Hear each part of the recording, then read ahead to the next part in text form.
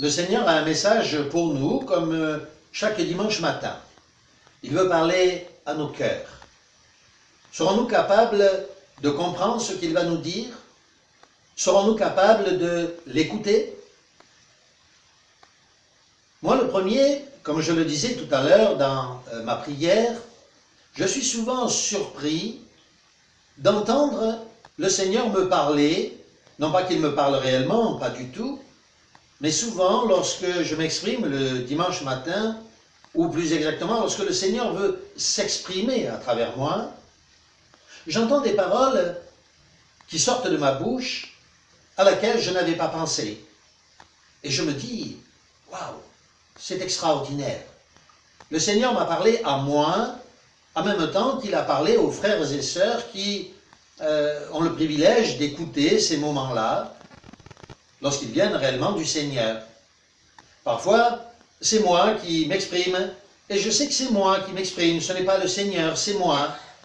Et combien mes propos sont pitoyables et nuls à côté de ce que le Seigneur déploie lorsqu'il veut bien s'exprimer.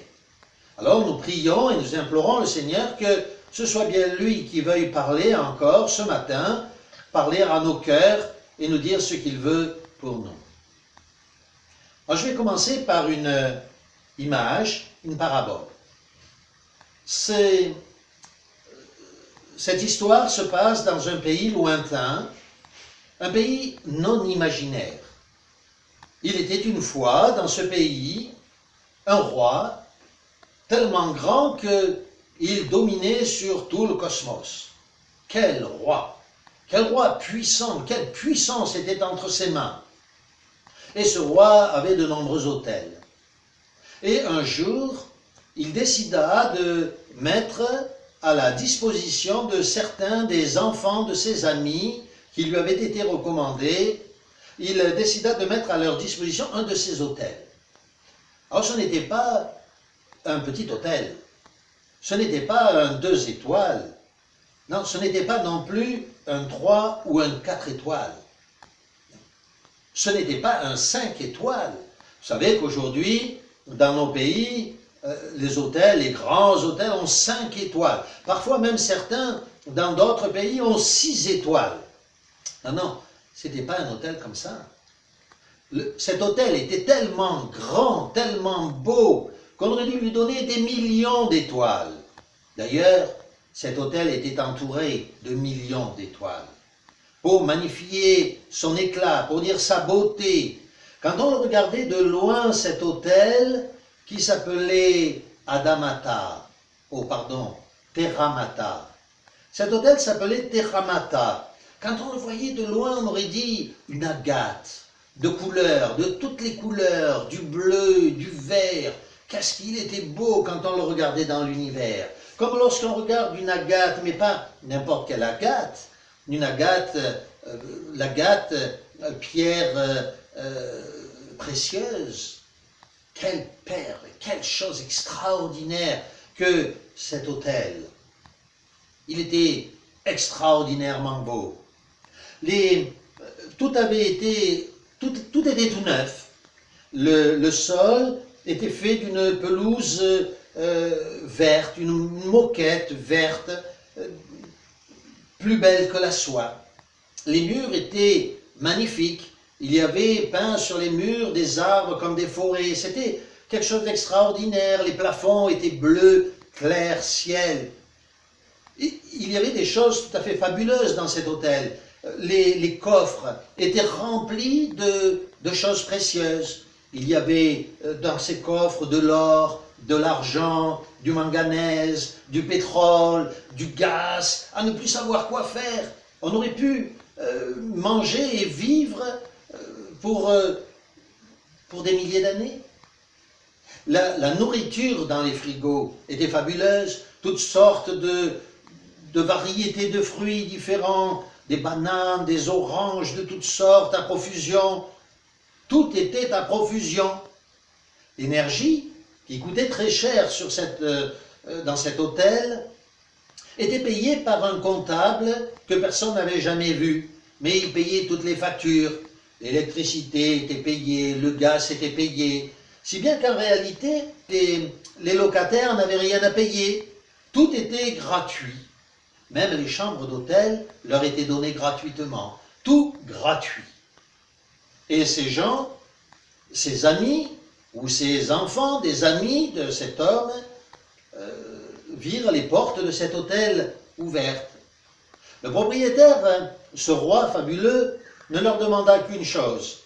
Il leur dit, vous savez, ce que je vous demande, c'est de l'entretenir, bien entendu, d'en prendre soin, de faire qu'il soit toujours beau et propre, comme je vous l'ai donné, comme je vous l'ai remis. Et puis aussi que vous enseigniez vos enfants, et ça pour moi c'est très important, que vous enseigniez à vos enfants ce que j'ai fait pour vous. Que vous leur disiez qui vous a offert cet hôtel, vous a permis d'y vivre et de l'entretenir. Que vous développiez en eux cet amour pour moi, cette générosité que j'ai manifestée. Alors, ils s'établirent.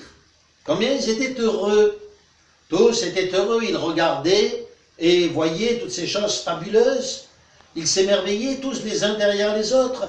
Oh, regardez ici.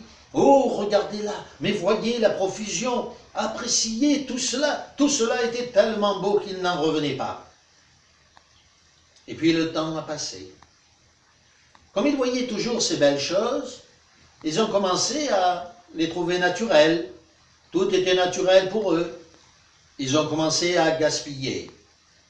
Ils laissaient périr le pain, ils laissaient périr les fruits, ils commençaient à se disputer entre eux, et ils commencèrent peu à peu à tout ravager. Et dans cet hôtel, finalement, lorsqu'on y venait, on ne trouvait qu'une poubelle. Un jour, le grand roi envoya son fils pour visiter l'hôtel. Lorsqu'il vit l'hôtel, il fut stupéfait. Comment avez-vous pu faire de cet hôtel magnifique un tel dépotoir? Les portes étaient détruites, les plafonds étaient souillés, la moquette avait disparu en de nombreux endroits. On ne trouvait plus dans les coffres, tout avait été gâché, gaspillé. Certains s'étaient emparés de tout l'or, d'autres de tout le gaz, et ils se battaient entre eux pour l'or, pour le gaz, pour le manganèse, pour le pétrole. Ils se battaient, ils s'entretuaient au sein de l'hôtel même. Tous les murs étaient tachés. Il y avait des ordures et des détritus partout. Non seulement ils avaient souillé l'hôtel, mais tous les environs autour de l'hôtel avaient aussi été souillés. Alors le fils rapporta cela à son père. Et le père dit, « Comment une telle chose est-elle possible? Comment ont-ils pu faire cela? Dans la piscine, il y avait des plastiques de toutes sortes, toutes les bouteilles de plastique qu'ils avaient pu utiliser, ils les avaient broyées, découpées, jetées là-dedans. Un vrai dépotoir. Comment cela est-il possible, disait le maître de l'hôtel. Alors, savez-vous ce qu'il a décidé de faire? Vous auriez fait la même chose, j'en suis persuadé. Il a envoyé d'abord une lettre recommandée à ses locataires en leur disant il faut changer, il faut que les choses soient renouvelées, il faut tout remettre en état. Il apprit que la lettre n'avait même pas été ouverte. Personne ne s'était intéressé d'ouvrir la lettre que le propriétaire avait envoyée. Pourtant, cette lettre était vraiment très courte. Elle s'appelait la Bible. Alors, elle contenait 3000 pages. C'est vrai que certains disaient « Oh, elle est trop grosse, elle est beaucoup trop importante. Lire tout cela est fatigant. » Oui, mais l'hôtel était immense. Il était aussi grand qu'une planète. Alors, qu'est-ce que 3000 pages pour l'entretien, pour s'occuper d'une terre, d'un hôtel, excusez-moi, aussi grand, aussi vaste? Non, c'était vraiment une toute petite lettre, mais pour eux, elle était déjà trop lourde, trop compliquée. L'ouvrir leur pesait trop, ça ne les intéressait pas. Enseigner leurs enfants, pas plus d'ailleurs. Alors, le propriétaire envoya des huissiers. Le but des huissiers n'était pas de réclamer quoi que ce soit, il n'était pas de leur demander des dommages et intérêts, non, non, pas du tout. C'était juste de leur dire, écoutez, vous n'avez pas ouvert la lettre, mais peut-être allez-vous écouter mes huissiers. Ils sont envoyés pour que vous preniez conscience de ce que vous avez fait. Mais cela non plus ne les intéressait pas. D'ailleurs, ils tuèrent la plupart des huissiers. Alors, comme vous le savez, parce que vous connaissez parfaitement la suite de l'histoire, ce n'est qu'une parabole qui reprend ce que nous enseigne maintes fois le récit biblique. Le propriétaire envoya son fils, à nouveau, mais cette fois pour demander des comptes. Et bien sûr, ils assassinèrent le fils du propriétaire. Voilà ce que les humains ont fait sur la terre. Voilà ce que chacun d'entre nous a fait, car nous avons tous participé à cela. Qui n'a pas acheté des bouteilles de plastique et les a jetées n'importe où? Qui n'a pas utilisé des sacs de plastique qui se sont envolés au gré du vent et qui ont massacré des phoques, des baleines ou des tortues? Qui n'a pas participé à tout cela? Qui n'utilise pas sa voiture et pollue la terre? Qui n'utilise pas le pétrole, le gaz, ou tant de choses qui sont néfastes à la terre, non pas qu'elles soient néfastes, mais dans la manière dont nous les utilisons. Nous avons tous participé au saccage de l'autel. Le Seigneur a envoyé cette lettre à chaque habitant de la terre, et donc la question qui se pose à nous, l'avons-nous lu? L'avons-nous étudié pour bien comprendre ce que nous devions changer dans notre vie, la manière dont nous devions nous conduire, pour que, en ce qui nous concerne, individuellement, nous ne soyons pas accusés, ou que nous soyons plutôt pardonnés, d'avoir participé à la destruction de cet autel splendide que Dieu nous avait donné. Alors il est vrai que le Seigneur va envoyer ses officiers maintenant. Ils vont venir et ils vont détruire ceux qui ont saccagé son autel. Comme le dit le récit biblique, Dieu va détruire ceux qui saccagent la terre. Nous aurons la possibilité d'échapper. Pour échapper à cela, nous devons comprendre quelle est l'étendue du péché que nous avons commis. Ce péché, ce n'est pas juste d'avoir menti, ce n'est pas juste d'avoir volé, ce n'est pas juste d'avoir fait des choses mauvaises ou d'avoir eu des mauvaises pensées. Non, non. Notre péché est plus élevé que la tour de Babel. Notre péché, c'est cette tour de Babel que nous aussi nous avons construit à la face de Dieu. Nous avons nous aussi individuellement été de vaillants chasseurs en opposition avec Yahweh. Notre péché, c'est une tour de Babel qui s'élève jusqu'au ciel. Notre péché ne saurait être supporté par la terre tellement il est lourd. Et tellement il est lourd, la terre va le vomir. La terre vomira les pécheurs de sa bouche. Alors nous devons comprendre cela et demander, venir suppliant, venir devant le Seigneur et lui dire, voilà Seigneur, je te demande pardon. Et il vient à mon esprit quelque chose que vous avez probablement appris lorsque vous étiez jeune et que vous alliez peut-être à l'école encore, dans les toutes premières classes. Lorsque les Anglais avaient conquis la France, ils assiégèrent une ville, la ville de Calais. Et il y avait des responsables dans cette ville. Et ces responsables se présentèrent devant les Anglais avec des cordes pendues au cou. Ils avaient coupé des cordes et en avaient fait des nœuds coulants. Et ils s'étaient présentés devant les Anglais pour demander pitié pour le peuple de la ville. Et ainsi, la ville fut épargnée. Eh bien, en ce qui nous concerne, nous devons venir aussi devant ce grand roi, avec notre corde au cou. Et nous devons lui dire, voilà Seigneur, j'ai tellement péché contre toi. Je sais que je mérite la mort. Je comprends que moi aussi j'ai participé à ce péché qui est en train de renverser la terre. Je viens suppliant, je me mets à tes genoux. Je ne veux pas être ceux qui refusent de t'écouter. Je ne veux pas participer à tout cela, moi je te demande pardon. Je suis prêt à participer.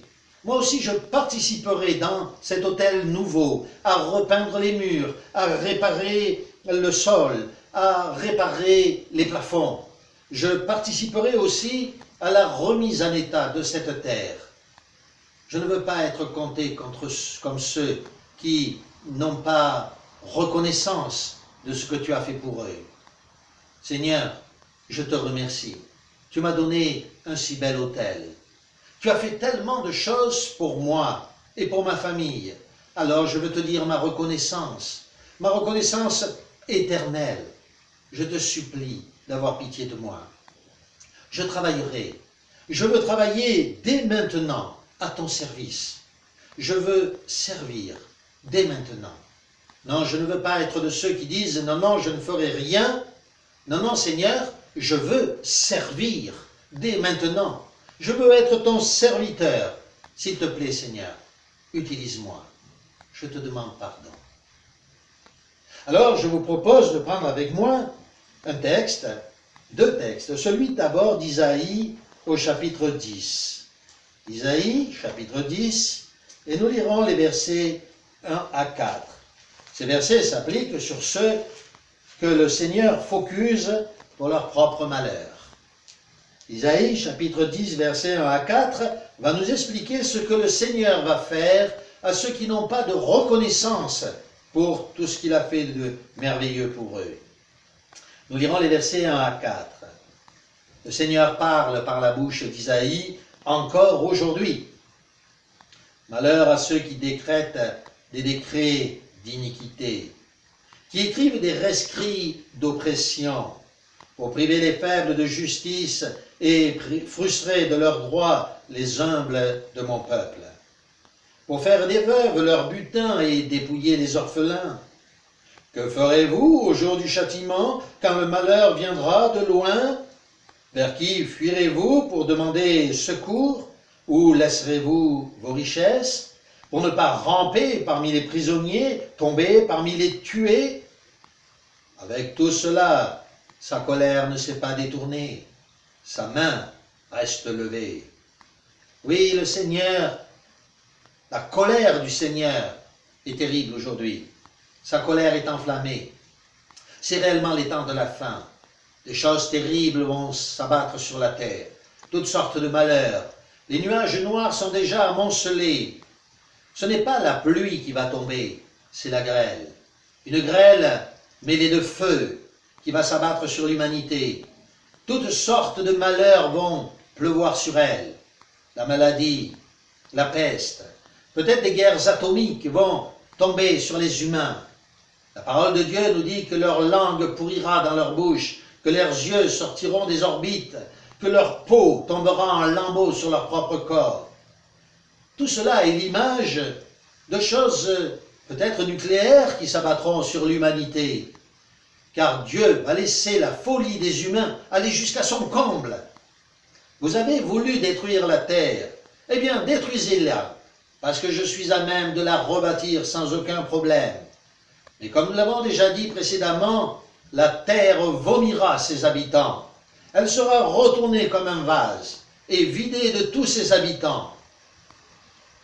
Peut-être vous dites-vous, comment après une explosion nucléaire, une telle chose pourrait se réaliser? Regardez ce qui s'est passé à Tchernobyl. Tchernobyl, ce n'est pas une ville qui a été polluée, c'est toute une région bien plus vaste que la France. Aujourd'hui, cet endroit est resté sans habitants. C'est une image de ce qui va se passer, car aujourd'hui la flore a reverdi. La flore est magnifique. La végétation est sublime et les animaux sont revenus dans toutes ces régions. On y trouve maintenant des cerfs, des lapins, des loups, toutes sortes d'animaux magnifiques, sublimes qui se sont développés par centaines, par milliers. La terre, à cet endroit, est redevenue magnifique. Vous voyez, la terre débarrassée de l'homme retrouvera sa splendeur et sa magnificence. Et sur cette terre, comme nous l'avons lu tout à l'heure, s'appliquera ce chapitre d'Ésaïe, chapitre 65, alors Dieu à nouveau relancera sa création. Les humains pourront vivre sur la terre, purifiés, chacun bâtira sa maison et y vivra, les hommes vivront en paix. Ce nouvel autel créé par le Seigneur sera habité par des gens qui le mériteront alors, et aura été débarrassé de ceux qui ne voulaient pas prendre soin de l'autel de Dieu ou lui manifester sa reconnaissance.